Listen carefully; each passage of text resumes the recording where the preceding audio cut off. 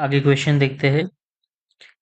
Stress strain curve of a three types of material is given. Please identify the correct combination. यहाँ पे E F G तीन stress और strain curve दिए हुए हैं। देखिए यहाँ पर चार ऑप्शन दिए हुए हैं। ब्रिटल, डक्टाइल और प्लास्टिक का कॉम्बिनेशन है। देखिए ये मटेरियल जो है हम उसको स्ट्रेन देते हैं और वो यहाँ पर फेल हो जाता है, मतलब उसमें कुछ भी डिफॉर्मेशन नहीं पता लगा, तो ब्रिटल होगा ये। मीन्स इसका कुछ साइज था, हमने इसमें फोर्स लगाया और इसका साइज ऑलमोस्ट वही साइज पे ये फेल हो गया। उसके बाद ये एफ कर है, उसमें क्या है कि ये हमारा अगर स्पेसिमेन है, इसको लोड करेंगे, इसका लेंथ इलोगेशन होगा, उसके बाद उसमें कप एंड कोन टाइप का फेलियर हो जाएगा नेकिंग होने के बाद, तो ये हमारा डक्टाइल होगा। और ये है जिसमें कुछ टाइम तक हमारे स्ट्रेस बहुत ज्यादा लगता है, जैसे डिफॉर्मेशन होना चालू हो जाता है वही स्ट्रेस पे उसका डिफॉर्मेशन होते ही जाता है, आपको अलग से लोड ज्यादा लगाने की जरूरत नहीं है। तो वो होता है प्लास्टिक मटेरियल। तो यहाँ पर हमारा ए ऑप्शन सही है। Which is identified as coefficient of momentum transport. देखिए डेंसिटी मास बाय वॉल्यूम है, ये कोएफिशिएंट नहीं है। काइनेमेटिक विस्कोसिटी न्यू जो रहता है वो dynamic viscosity divide by density. Coefficient of momentum transfer, तो ये होता है हमारा kinematic viscosity. Dynamic viscosity mu, जो कि कितना रेजिस्टेंस मिल रहा है फ्लूइड को फ्लो होने में वो बताता है। और रेनॉल्ड्स नंबर जो है रो वी डी बाई म्यू। तो ये हमारा लैमिनार फ्लो है या टर्बुलेंट फ्लो है उसका पैरामीटर है।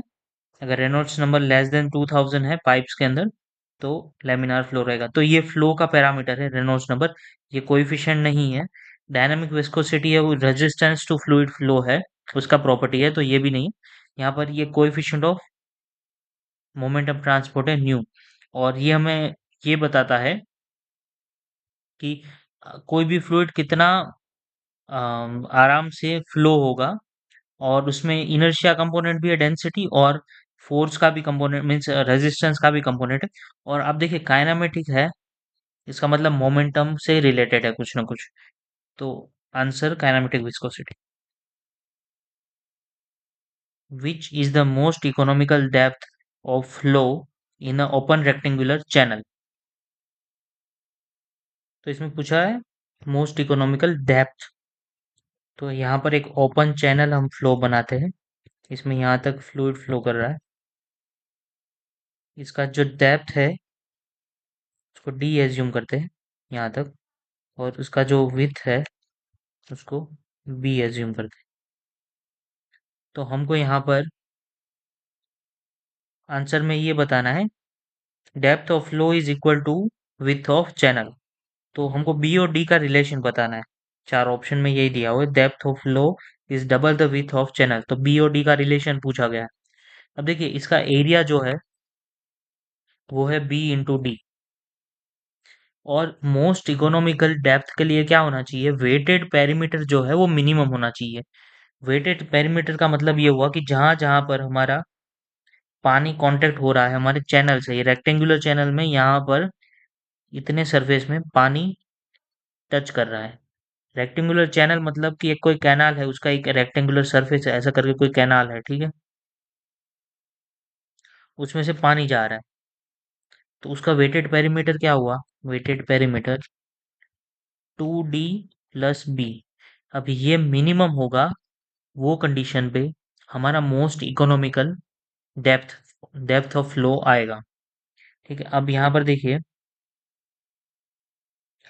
मिनिमम अगर हमको करना है इसको, तो सबसे पहले इसका फॉर अ गिवन एरिया होना चाहिए, ठीक है।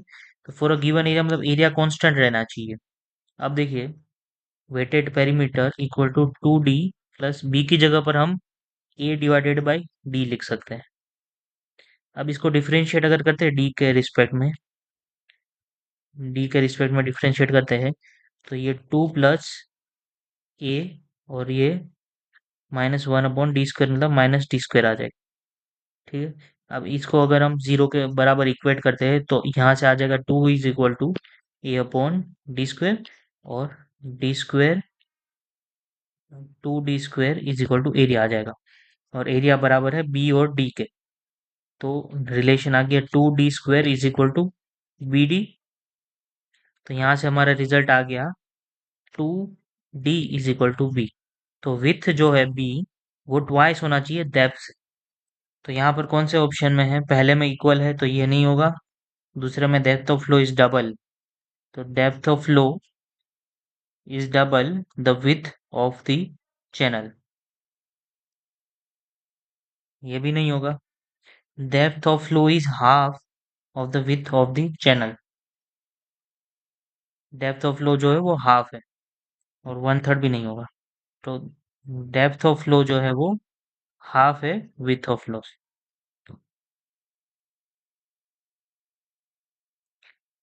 A beam is subjected to a uniform load WC per unit length. MA, VA, and VB are reactions as shown in figure. The expression for shear force and bending moment is given by। तो यहाँ पर देखिए, हमको shear force and bending moment का equation देना है we x के terms में, और एक्स का डायरेक्शन है ये तरफ।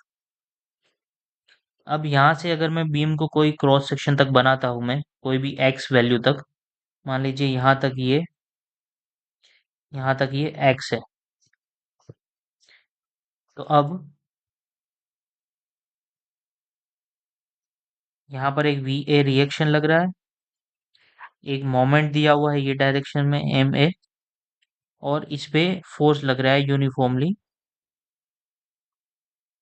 W C. हमको यहाँ पर वी एक्स निकालना है। ठीक है, अब ये जो वी एक्स रहेगा वो क्या होगा? पहले तो इसका वी ए जो फोर्स लग रहा है वो आएगा, प्लस, सॉरी, वी ए, मतलब सारे जितने भी इसके लेफ्ट साइड में उसको सम करना है हमको।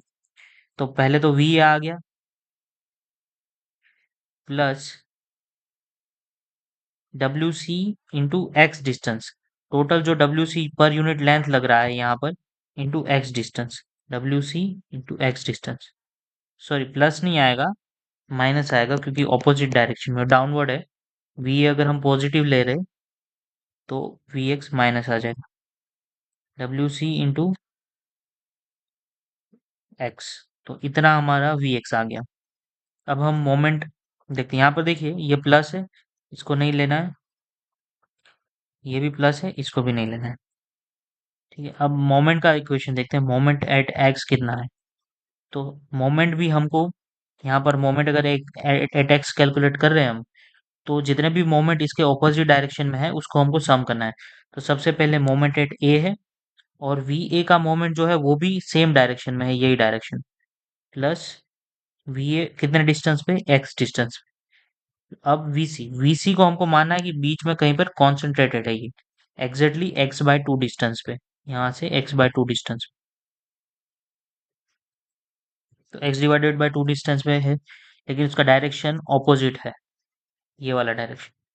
तो माइनस डब्ल्यू सी और X, W C into X है वो टोटल फोर्स है हमारा, जितना ये एरिया पे पूरा लग रहा है उतना फोर्स है, और वो कितने पे मानना है हमको, x/2 डिस्टेंस पे। तो डिस्टेंस इंटू फोर्स आ जाएगा, तो x/2 डिस्टेंस पे फोर्स आ गया। तो यहाँ से ये प्लस और माइनस वाला सिंबल लेना है आपको। तो ये नहीं होगा, दोनों माइनस है, पहला वाला ऑप्शन तो पहले ही नहीं है, तो बी वाला तो चला गया, तो डी एक ही ऑप्शन बचा है यहाँ पर, प्लस और माइनस। तो ये आंसर हो जाएगा।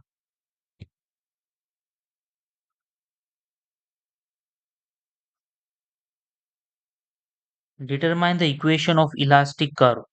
इलास्टिक कर्व का इक्वेशन लेना है for a curve cantilever beam of uniform cross section as shown in the figure due to applied bending moment m1। तो यहाँ पर ये अप्लाई किया हुआ है bending moment, cross section uniform में, यंग्स मॉडुलस ई है, bending moment of inertia I है। अब सीधे सीधे इक्वेशन ही हमको देना है डिफ्लेक्शन का, जो y है, equation of elastic curve. Deflection का मतलब ये जो इसका कर्व आएगा, उसका इक्वेशन देना है। तो हमारे को रिलेशन पता है, D square Y by D X square is equal to moment divided by E I. ठीक है, अब यहाँ पर मोमेंट m1 लग रहा है तो हम 1 ले लेंगे। तो ये हमारा इक्वेशन है। अब इसको इंटीग्रेट करेंगे, D Y by D X is equal to, यहाँ पर m1 by E I into X हो जाएगा, प्लस c1 कांस्टेंट। एक और बार इंटीग्रेट करेंगे, m1 one E I X square by two plus c1x plus c2। अब यहाँ पर देखिए, ये वाला पॉइंट फिक्स है कैंटिलीवर में, तो at x is equal to zero पे इसका y is equal to zero रहेगा, और D Y by D X भी जीरो रहेगा, जो थीटा है स्लोप। तो deflection of slope x equal to zero पे जीरो रहेगा।